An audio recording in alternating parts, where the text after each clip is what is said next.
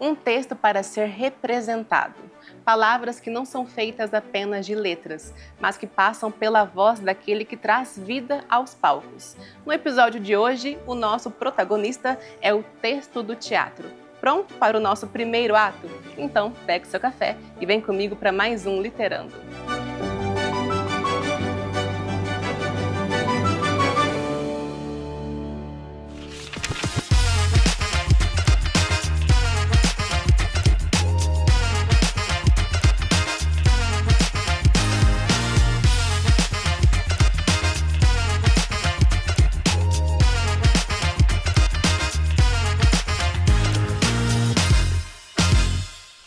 O teatro surge ainda na Grécia Antiga e desde aquela época já carregava uma função social.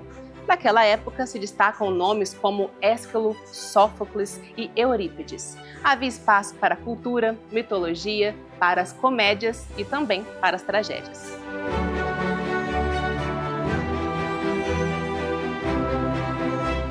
O teatro, ele remonta épocas muito antigas, de origem até mesmo primitiva, quando os seres humanos eles imitavam até animais no momento ali da caça. E durante muitos séculos, essa parte de representar, de imitar, ela foi se modificando. Tanto que ao longo dos séculos, principalmente, era uma representação muito grande voltada para a questão das representações religiosas, das crenças, da fé. Então, inicialmente começa com a questão de forças da natureza, né, a caça, e depois vai evoluindo para outras crenças. Tanto que o teatro, como a gente conhece hoje, ele surge no século XVI, mas até então ele era utilizado ali em igrejas, no sacerdócio, ali para representar o bem e o mal, questões religiosas e tal. Gênero textual, eu tenho que lembrar que eu preciso de estrutura e intenção. Então, quando eu pego um texto que é um teatro, a primeira coisa que nós vamos observar é a intenção. É um texto para ser interpretado em um palco. Então, a principal intenção é a representação em um palco ali. E essa própria intenção, ela traz contigo uma estrutura da linguagem. Então, a forma com que esse texto é colocado, as indicações que aparecem, a fala desses personagens, tudo isso vai tornar esse texto específico para essa intenção. Por isso, ele é um gênero textual, que ele carrega características próprias deste tipo de texto.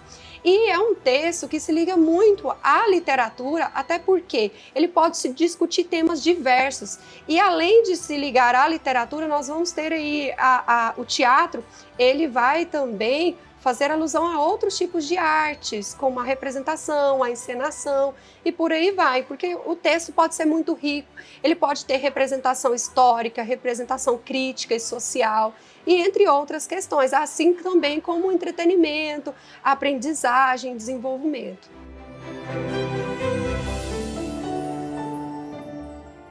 Você deve estar curioso para saber como que é uma peça teatral por dentro, ou seja, como o texto se apresenta.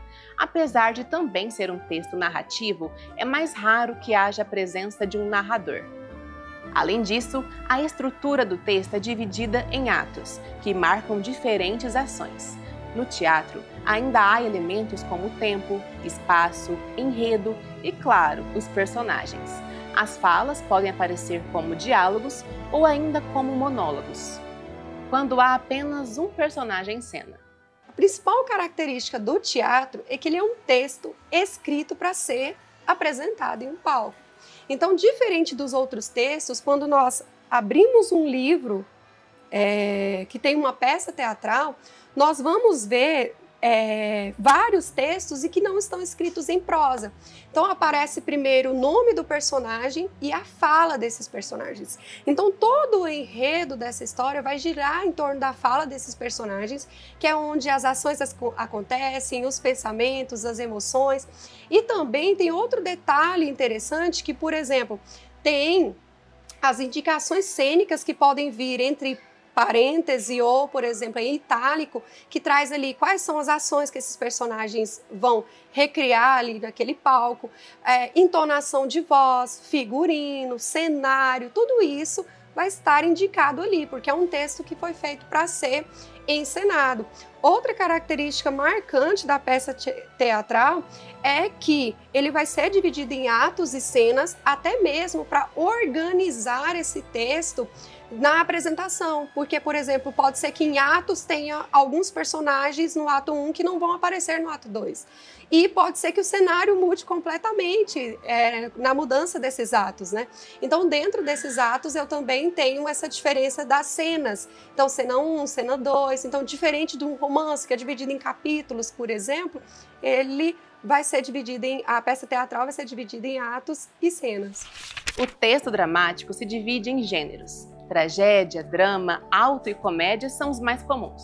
Cada um deles traz representações diferentes, mas possuem a conexão com o público como traço em comum. Um exemplo de texto tipicamente trágico é o da peça Édipo Rei, escrito por Sófocles. Nela, vemos características marcantes do teatro grego, como relações familiares, profecias e conflitos internos e externos. Além disso, é comum que o teatro se inspire em grandes nomes da literatura. A adaptação de Os Miseráveis representa o texto dramático, a partir da história encontrada no livro original escrito pelo francês Victor Hugo. O teatro também é excepcional na arte de fazer rir, com uma lista extensa de comédias. No Brasil, O Bem Amado, de Dias Gomes, texto escrito em 1962 e que ganhou adaptações para novelas e minisséries, é um ótimo exemplo de comédia. Essa descrição detalhada das ações dos personagens são as tradicionais rúbricas, deixadas pelos dramaturgos para ajudar os atores a conduzirem as histórias.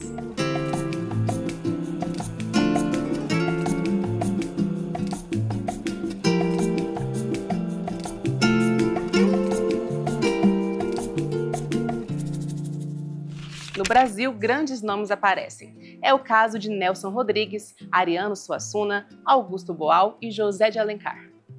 Nelson Rodrigues, nós estamos falando de um escritor, um jornalista muito importante, que escreveu muitas críticas para diversos jornais. Então, na década de 40, no século 20, começa a escrever também peças teatrais. E uma questão muito interessante das peças teatrais de Nelson Rodrigues e o que a gente tinha antes, então podemos falar sobre a forma com que ele estrutura seus textos. Então, até nós podemos pegar o sociólogo Bauman para falar sobre isso, sobre fluidez. O Nelson Rodrigues, quando ele escreve, por exemplo, Vestido de Noiva, não tem uma sequência linear certinha, há uma quebra. Então, um texto fragmentado. Eu gosto muito de falar de Vestido de Noiva quando eu falo de Nelson Rodrigues, porque ele representa muito o que Nelson Rodrigues traz, que é esse aspecto psicológico, a fragmentação, trazer a questão do passado, do presente, para explicar as sensações desses personagens. Então, por exemplo, o texto Vestido de Noiva, que é a história da Alaide, que sofre um atropelamento, e ela está em um hospital entre a vida e a morte, e ali tem que fazer uma cirurgia.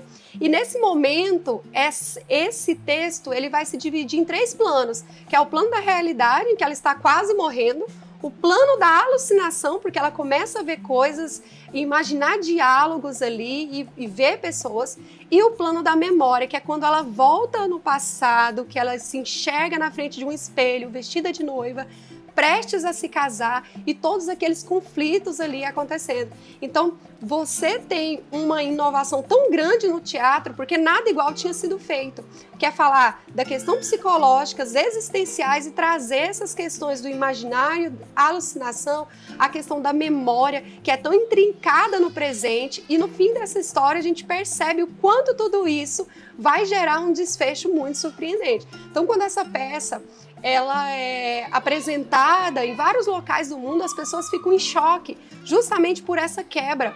É uma história que você não consegue prever e você sente ali como se fosse no sangue mesmo o que a personagem está sentindo.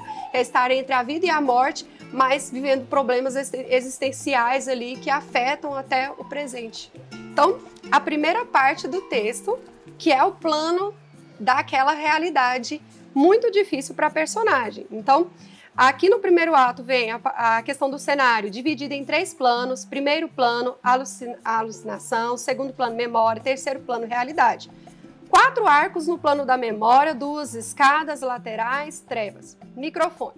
Então, o primeiro momento já começa com a buzina de automóvel, rumor de derrapagem violenta, som de vidraças partidas, silêncio, assistência, silêncio, que é o momento do acidente ali que vai desenrolar toda essa história, que é onde vai fixar essa personagem no problema que ela está vivenciando e que vai fazer com que ela entre nesses outros planos, da alucinação, e resgate aspectos da memória que vão influenciar muito o que ela está vivendo no momento, mesmo estando entre a vida e a morte dentro de um hospital.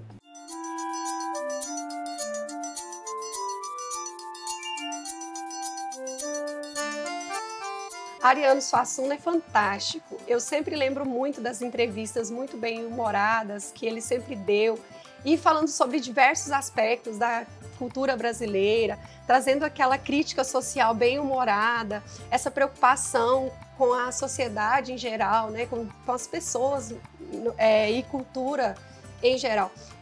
Ariano Suassuna, ele é muito importante porque ele resgata ali uma parte muito importante da cultura popular brasileira, principalmente quando a gente fala de aspectos únicos da cultura popular nordestina. Então, nós vamos ter aí textos muito importantes como O Alto da Compadecida, O Santo e a Porca, que eu tive a oportunidade de trabalhar muitas vezes na escola com os estudantes, porque são textos muito divertidos, mas que trazem muitas questões sociais muito importantes, que valorizam a questão cultural, que valorizam as coisas mais simples, né, que estão ligadas à cultura brasileira, né, e à cultura nordestina. Também tem essa questão da crença, a questão religiosa em seus textos, e é muito interessante como as coisas vão se desenvolvendo nesses textos, tanto que O Alto da Compadecida se transformou em um marco da literatura brasileira e do cinema brasileiro também. A história do teatro brasileiro é repleta de grandes marcos, entre eles o clássico O Alto da Compadecida, de Ariano Suassuna, de 1955. Nessa lista também aparecem nomes como de Augusto Boal, autor de Murro em Ponta de Faca. Já na dramaturgia liderada por mulheres, podemos citar a produção de Hilda Hilst, autora de As Aves da Noite. Já quando se trata de referências internacionais, temos que citar William Shakespeare, a mente inglesa por trás de clássicos como O Hamlet, Romeu e Julieta, A Megera Domada e Sonho de uma Noite de Verão. Nas terras portuguesas, Gil Vicente se imortalizou como um grande dramaturgo. Além dele, outros nomes como Molière, nascido na França, o russo Anton Chekhov e Oscar Wilde também são representantes de nomes marcantes na dramaturgia.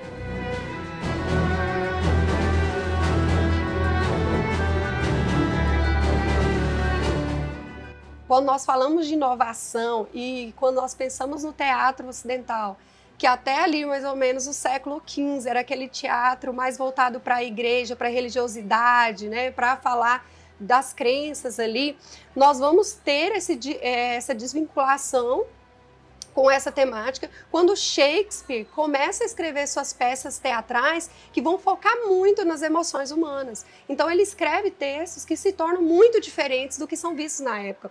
Então ele inova o teatro, e essas peças que William Shakespeare escreve, elas vão influenciar a literatura e as artes no mundo inteiro, e inclusive influenciam até hoje, né? Falar de Romeu e Julieta, falar de Hamlet, falar de outros textos de Shakespeare é muito comum, justamente porque ele traz aspectos muito importantes da vida das pessoas, como falar dos nossos sentimentos mesmo, que foram levados para a peça teatral, é o amor, é o ódio, os relacionamentos, a questão da vingança, a questão da mágoa. Então, os relacionamentos familiares, né? Falar dos relacionamentos familiares. Então, de uma forma também muito filosófica, que questiona muito a existência, que fala sobre o sentido de muitas coisas da nossa vida.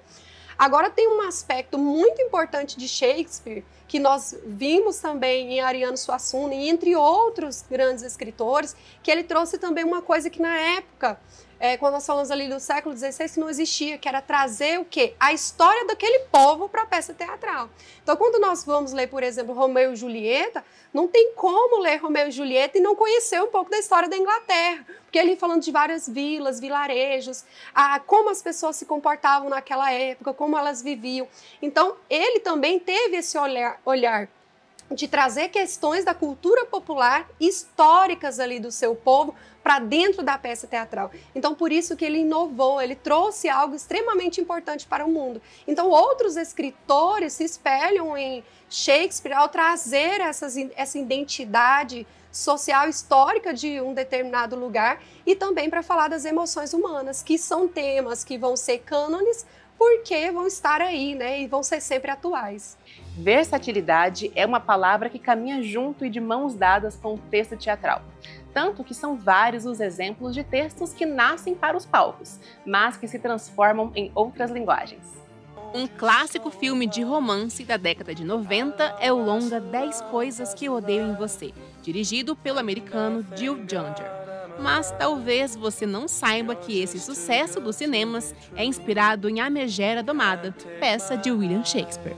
Oh, pretty baby, don't bring me down, I pray, oh, pretty baby, now that I found you, stay and let me love you, baby, let me love you.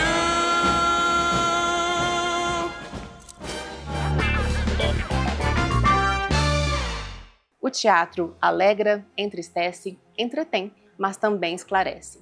Desde o seu surgimento, carrega uma função social, com diálogos que resistem ao tempo. A função social do teatro é justamente isso, ele traz esse registro, ele narra histórias que são representadas ali, que podem ser histórias comuns da nossa vida, do nosso dia a dia, e que trazem reflexões sobre esses momentos e ações da nossa sociedade e de períodos também que vão ser representados nessas histórias. O teatro ele tem um papel muito importante em relação a discutir aspectos sociais muito fortes, aspectos relacionados à questão social, também a questão do autoconhecimento, de se ver representado através de personagens. E também uma questão muito interessante, principalmente quando a gente leva o teatro para a educação, é a partir do momento que esses jovens eles têm a oportunidade de se verem outras pessoas ali de forma concreta, através do teatro, né? E representar. Porque a literatura ela só vai trazer modificação para a vida das pessoas, para uma sociedade, a partir do momento que ela gera empatia, que eu consigo me colocar no lugar do outro. E nada mais interessante do que isso de se colocar como um personagem dentro de uma peça teatral de fato, né? Se colocar no lugar do outro, se ver com os olhos do outro e para discutir esses aspectos sociais que são tão importantes.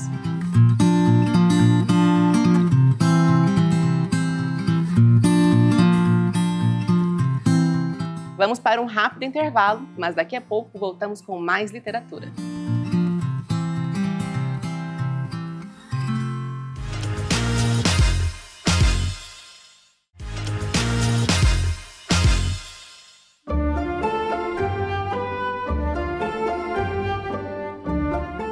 Já conhecemos as bases do texto teatral. E agora conversamos com alguém que, sendo ator, dramaturgo e roteirista, conhece bem os bastidores do teatro.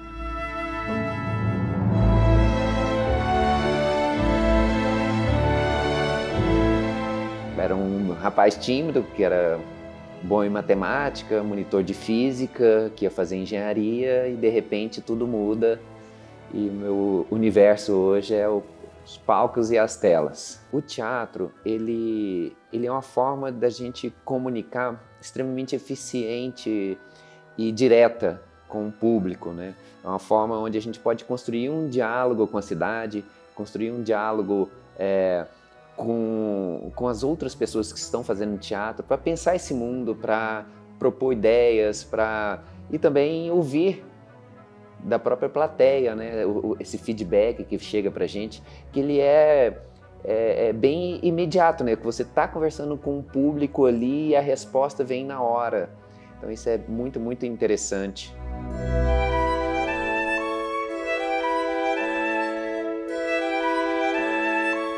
Eu fundei um grupo que chama Companhia de Teatro no Escuro, em 1996. E lá, toda vez que a gente vai montar uma peça, a gente pergunta assim, o que a gente quer conversar com a cidade, o que a gente quer conversar com os nossos pares do teatro, sabe? Sempre pensando no teatro como uma forma de diálogo, enquanto linguagem mesmo.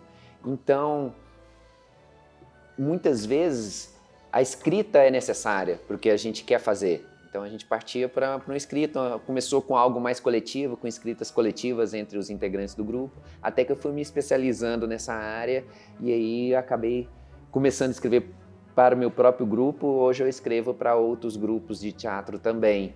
Mas começou dessa forma, assim, o que a gente quer fazer, como a gente quer construir esse diálogo, aí vai, qual o formato da peça, a gente vai usar teatro de bonecos, teatro de rua, vai ser o teatro de palco, vai ser comédia, drama, né? Qual a melhor forma da gente abordar esse assunto que a gente vai falar. O que eu acho muito bacana do texto teatral é porque, diferente da literatura, o texto ele não é o fim, ele é um meio, ele é um processo. Você pode ler e você pode ter muito prazer lendo obras teatrais, lendo Shakespeare, lendo Nelson Rodrigues, mas ele é parte de um processo, né? Ele não foi feito a princípio para ser literatura, ele foi feito para ser montado com os atores no palco. Então tem essa diferença, né? Que é essa literatura que faz parte de um processo que ainda vai ter outros elementos, que aí entra o ator, entra a direção, iluminação, figurino, cenário, então com outras linguagens que vai agregando no espetáculo teatral.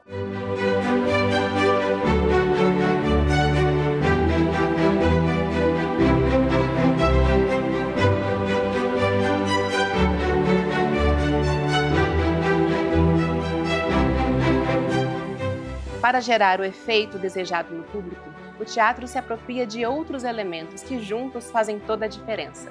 Luz, sonoplastia, maquiagem, figurino, cenário, tudo é arte. O texto teatral ele sempre foi muito influenciado pelo seu período, pela arquitetura também, pelo pensamento da época, tanto política como social. O teatro grego, por exemplo, eram feitos para palcos com arena de 5.000 pessoas ao ar livre.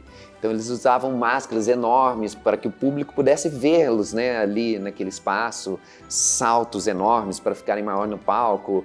Então o dramaturgo já escreve pensando nesse formato, já pensa, eram só homens em cena, o coro também com essa forma também, além do efeito estético ali, de contar essa história coletivamente, também sonoramente, né, para você atingir mais pessoas.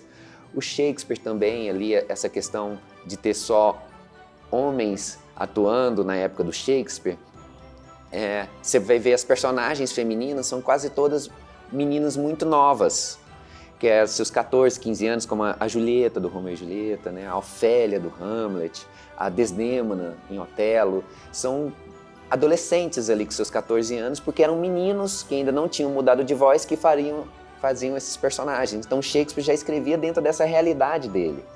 Ou ele tinha essas personagens muito novas, ou eram personagens mais velhas, assim. Então eram homens que faziam personagens mais de composição, que faziam a Lady Macbeth, ou a rainha, que é a mãe do Hamlet, ou a ama, que cuida da Julieta. São personagens mais velhos. Dificilmente acham uma jovem de seus 30 anos atuando nas peças do Shakespeare.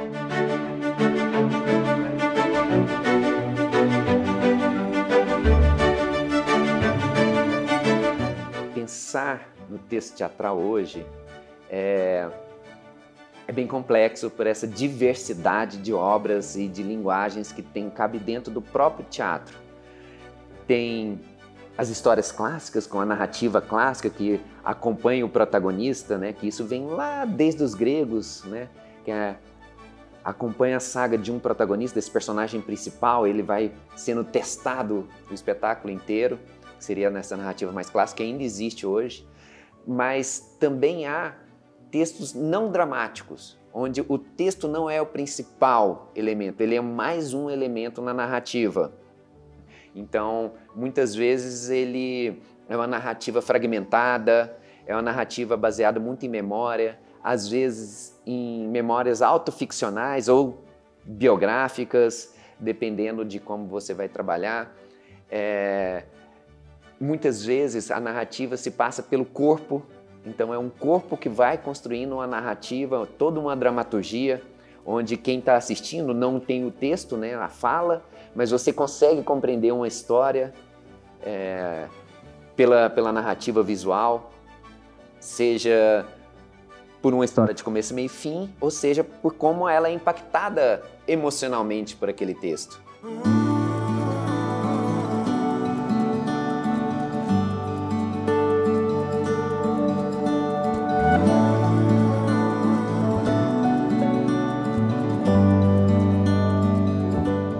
O público, eu acho que ele, quando vai ao teatro, ele busca uma experiência que acontece ali, agora, naquele momento, naquele instante, onde só aquela plateia comunga com aquele acontecimento. Por mais que a peça se repita, ela nunca será igual, diferente do cinema que está estruturado, filmado já, né? No teatro, tem como o ator está refazendo sempre aquilo em cena, nunca é exatamente igual, e isso muda também muitas vezes pelo próprio feedback da plateia. Então, se a plateia está mais receptiva ou não, isso muda a dinâmica da própria peça. Tem também esse público que quer ver essa coisa do aqui e agora, porque o texto é dito ali, o ator pode errar a qualquer momento, o que vai acontecer se errar? Às vezes o erro em cena é até bom, porque o público vê como o ator conseguiu dar a volta a partir do erro. Isso muito porque essa questão da presença, né? Dessa presença em cena e essa relação com o espectador ao vivo. Acho que esse é o grande barato de quem vai assistir peça de teatro.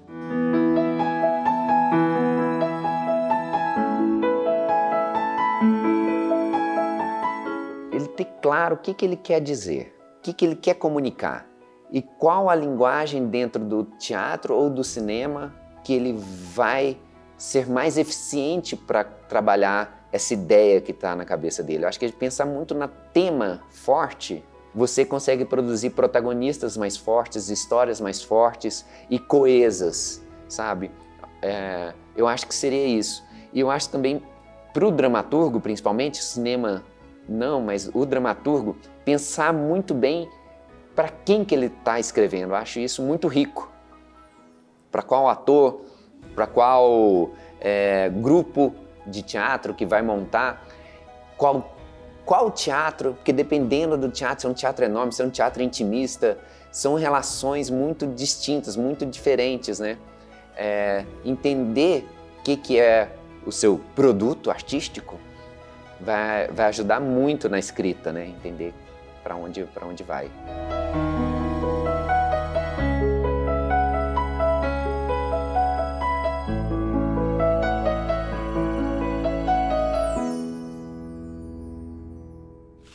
Chegou a hora de fecharmos as cortinas porque o episódio de hoje chegou ao fim. Mas eu te espero em nosso próximo encontro literário. Até lá!